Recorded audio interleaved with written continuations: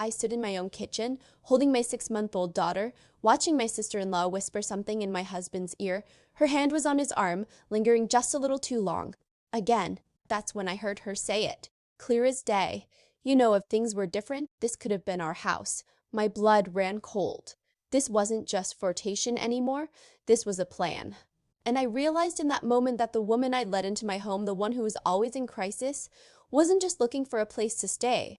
She was looking for a place to take over. But what she didn't know was that I'd already started collecting evidence, and I was about to play it for the entire family. My name is Chloe, and up until last year, I would have told you I had a pretty perfect life. I'm 31, a graphic designer who works from home, married to my college sweetheart, Mark. We've been together for 10 years, married for 5. We just bought our dream house in a quiet suburban neighborhood, a 3-bedroom with a big backyard, perfect for starting the family we always wanted. And we did. Our daughter Lily was the center of our universe. Mark is a good man, kind, hardworking, a wonderful father. But if he has one major flaw, it's his inability to say no to his family, especially his younger sister Zoe. Zoe is 25, the baby of the family, and she'd mastered the art of the perpetual crisis. Lost her job, needed Mark to lend her money, bad breakup, needed to stay on our couch for a week. Car trouble, Mark would drop everything to help. I'd always tried to be the supportive sister-in-law. I'd listened to her dramas, offer advice, even helped her update her resume. But there was a subtle competitiveness there. A little dig about my boring, stable life versus her exciting chaos. A comment here and there about how Mark had changed since marrying me. Their real trouble started 8 months ago. Zoe showed up on our doorstep, tears streaming down her face. Her latest boyfriend had kicked her out, her roommate had screwed her over on rent, and she had nowhere to go. Just for a few weeks, she pleaded, looking at Mark with those big, sad eyes. Just until I get back on my feet, I promise. Mark looked at me, his face full of that brotherly concern. Honey, she's family. We have the guest room. I hesitated. We had a newborn. Our rhythm was fragile, but saying no felt cruel. 2 weeks, I said, forcing a smile. Just 2 weeks to find a new place.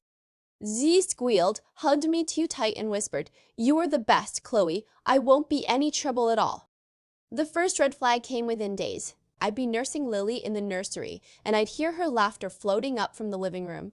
A little too loud, a little too intimate.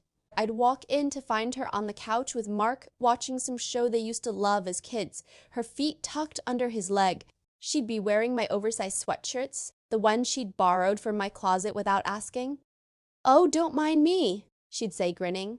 "Just hanging with my big bro. You don't have to entertain me, Chloe." Then came the comments. "You're so lucky, Mark," she'd sigh, looking around our living room. "This house is amazing. I can't believe you guys manage this." It's exactly the kind of place I dream of. Or to me, while I was washing bottles, exhausted, "God, Chloe, you look wrecked. Motherhood is so brutal. Mark, you should spoil her more. Take her out before she totally lets herself go." It was always wrapped in a veneer of sisterly concern or a joke, but it stung. And Mark would just laugh awkwardly or say, "Oh, stop it, Zoe." He never shut it down. He never set the boundary. The 2 weeks came and went. Then a month. Then 2. Every time I gently asked about her apartment search, there was a new drama. A scam listing. A sketchy landlord. Not enough for a deposit. She'd stopped looking for a job too. She was healing, she said. Recovering from trauma. She spent her days on our couch, scrolling on her phone, ordering packages with Mark's Amazon password, and cooking elaborate meals to thank us. Meals that were always Mark's favorite childhood dishes, not mine. I felt like a stranger in my own home, a tired, milk-stained stranger who was slowly being erased. The shift from annoying to alarming happened gradually, then all at once. It started with the neighbors. I was out walking Lily in the stroller when Mrs. Henderson from across the street stopped me.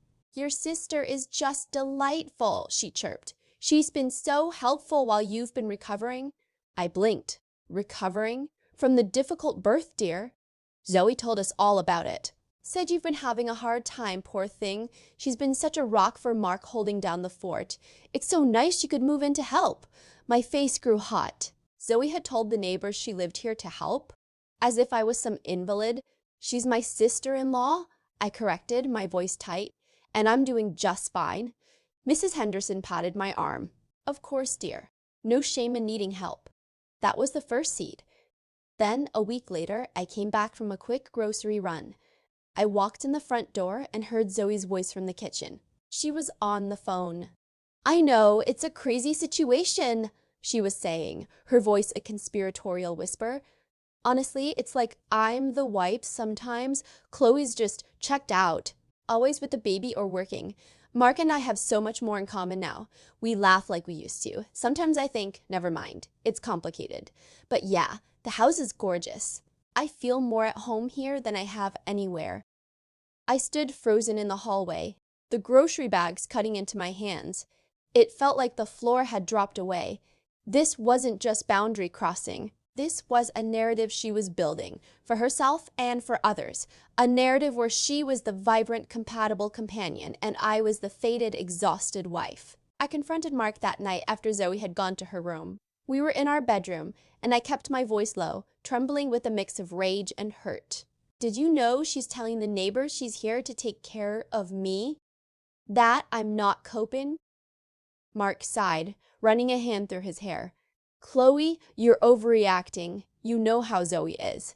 She just talks. She doesn't mean anything by it. She's trying to save face because she's embarrassed about her situation. She told someone on the phone today that it feels like she's the wife here. She was probably just venting to a friend. Look, she's going through a hard time. Can we just have a little compassion? She's family. That word, family. It was his ultimate trump card, and it always made me feel like the villain for wanting peace in my own home. The worst part was the gaslighting. When I'd point out how she'd touch his shoulder or laugh at everything he said, he'd say, "She's always been affectionate. You're just stressed from the baby." If I mentioned she'd made another comment about my appearance, he'd say, "She's trying to give you a compliment by saying you should take time for yourself." I started to doubt my own reality. Was I just a jealous, insecure new mom? Was I seeing threats where there were none? The breaking point came on a Tuesday afternoon. Lily was down for a nap, and I was finishing up a work project in my home office, a converted sunroom at the back of the house. I got up to get some water and passed by the open door of the guest room. Zoe's laptop was on the bed, screen open. She must have been in the bathroom. And there on her screen was a real estate website, not rentals. Listings for houses for sale in our neighborhood, and a pin tab. An article titled "Common Law Marriage and Property Rights in Our State." My heart hammered against my ribs. This was no longer about a free place to live. This was research. I backed away, my mind racing. That's when I heard their voices from the living room. I crept to the end of the hallway, staying out of sight. Zoe's voice was soft, pleading. "Just think about it, Mark. For my future security. If anything ever happened to you, I'd have no claim. I'd be out on the street. But if my name was on the deed, even just a little bit, I'd always have a home. A home with family. It would just be a formality. Chloe wouldn't even have to know the details." I stopped breathing. Mark's voice was hesitant. "Zoe, that's our marital asset. Chloe and I bought that together. I can't just put your name on it. But you can gift a portion. It's a thing." I looked it up. It would mean the world to me. It would show you really see me as part of your real family, not just the one you inherited. "I need to think about it," was all Mark said. He didn't say no. He didn't say, "Are you insane?" He said he needed to think about it. I slid down the wall in the hallway, silent tears of betrayal streaming down my face. This was my home. The home we'd saved for, painted together, brought our daughter home to. And my own husband was thinking about giving a piece of it to the woman who was actively trying to supplant me. In that moment, the fog of doubt lifted. This was real. This was a calculated long-game betrayal from Zoe and a devastating failure of loyalty from Mark.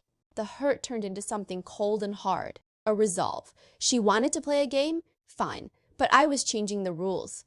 I was no longer the exhausted new mom just trying to keep the peace. I was a woman about to protect everything she built. And I was going to do it so legally, so thoroughly, that neither of them would see it coming until it was too late. Revenge, plan, and execution. Axi EC. The next morning, I put on a brave face. I made breakfast, kissed Mark goodbye for work, and waved as Zoe left to meet a friend for coffee, likely to sit at a cafe and continue her research. The moment the house was empty, except for Lily sleeping soundly in her crib, I got to work. Step 1. Legal Fort Knox. I called a family law attorney, a tough, no-nonsense woman named Linda who came highly recommended. In her office that afternoon, laying out the situation with a calm I didn't know I possessed, I saw her eyes narrow. "This is a classic case of emotional manipulation with financial aims," Linda said. "Your first priority is to secure the marital assets. Is your husband's name the only one on any accounts?" I realized with a jolt that, while the house was in both our names, Mark had an old savings account from before our marriage that he'd never rolled into our joint accounts. Zoe knew about it. He'd used money from it to loan her in the past. "We need to get that account closed or merged immediately," Linda advised. Present it as financial planning for Lily's future. Do not mention his sister. Secondly, the house deed. In our state, he cannot legally add someone to the deed without your explicit notarized consent. But he could forge your signature on a quitclaim deed if he gets desperate enough. We need to lock it down. Linda helped me draft a document, a simple, clear memo to the county recorder's office stating that I, Chloe, last name, did not consent to any changes in ownership or liens on the property at our address without my personal, verifiable presence and notarized signature. We filed it that week. It was a preemptive strike, invisible to Mark and Zoe, but a legal wall around my home. Step 2. The evidence. I needed proof that wasn't just my word against hers. I knew Zoe's pattern. When Mark got home from work, she'd corner him in the kitchen or the den, using the quiet time before dinner to work her manipulation. I bought a small, high-quality voice-activated recorder online. I started placing it strategically in a vase of flowers on the kitchen counter, tucked in the bookshelf in the den. I checked the laws in my state one-party consent. Since it was my home, I was well within my rights. The recordings were nauseating. Hearing her soft, coaxing voice when she thought no one else was listening was a whole new level of betrayal. Recording 1, kitchen, Zoe. "I just worry about you, Mark. Chloe seems so distant. You deserve someone who's present, who adores you like you deserve. Remember how Mom always said we take care of each other? I'm here. I see you. Mark." "She's just tired, Zoe. The baby." "Zoe." "It's more than that. But it's okay. You'll always have me. Recording 2, den, Zoe. I was looking at the garden today.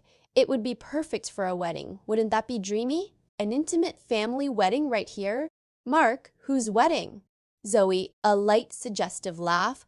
"Oh, I don't know. A girl can dream, right?" Recording 3, the money ask. This was the golden one. I'd placed the recorder in the living room before going upstairs to put Lily to bed. I listened later, my hand over my mouth, Zoe. I talked to a guy at the bank, Mark. He said the gift thing is totally easy. You just need to get Chloe to sign this one form. We could say it's a refinancing document for the lower interest rate you were talking about. She trusts you. She'd sign anything you put in front of her right now. She's so out of it. Mark, Zoe, I can't lie to my wife. Zoe, it's not a lie. It's just protecting family assets in a roundabout way. For my future. For our family's future. Please, Marky, for me, Marky. Their childhood nickname. She was pulling every string. I saved each file, labeled by date and time. My heart was a stone in my chest, but my hands were steady. This was my ammunition. Step 3, the confrontation, but not with them.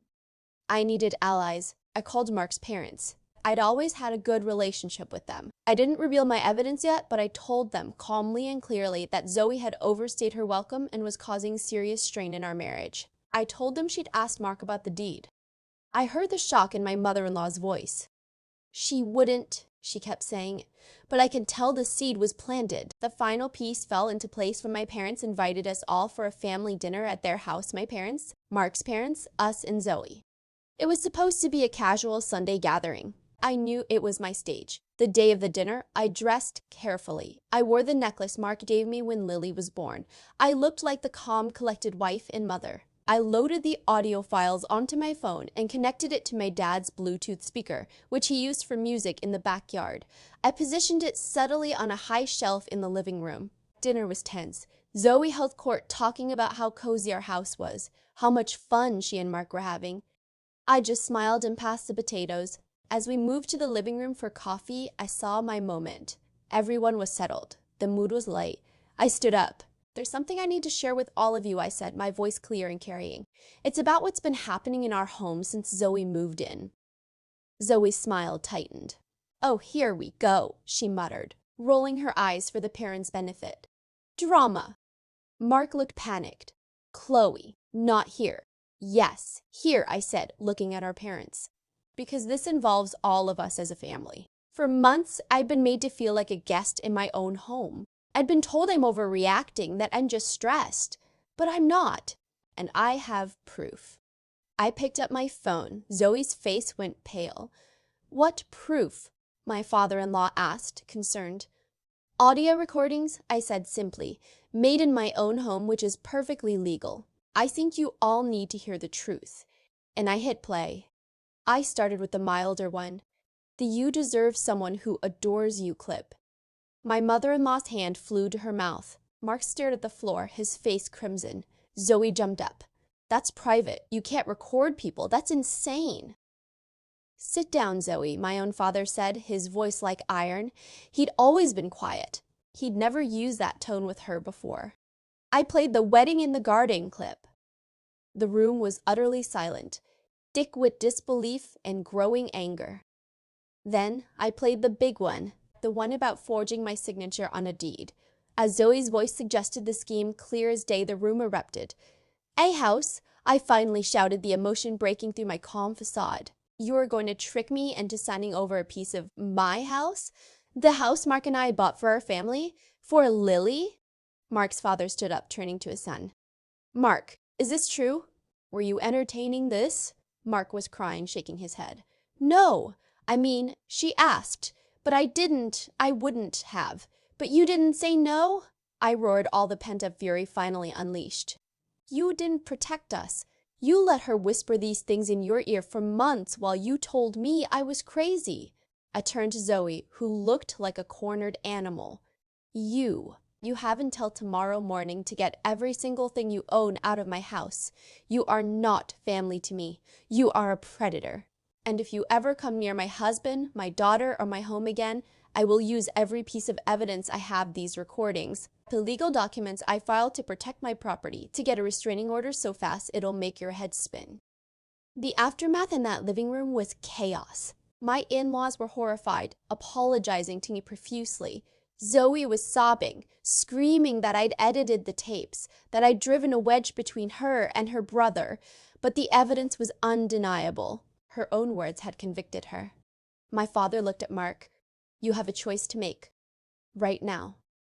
And if it's not the right one, you'll be leaving with your sister."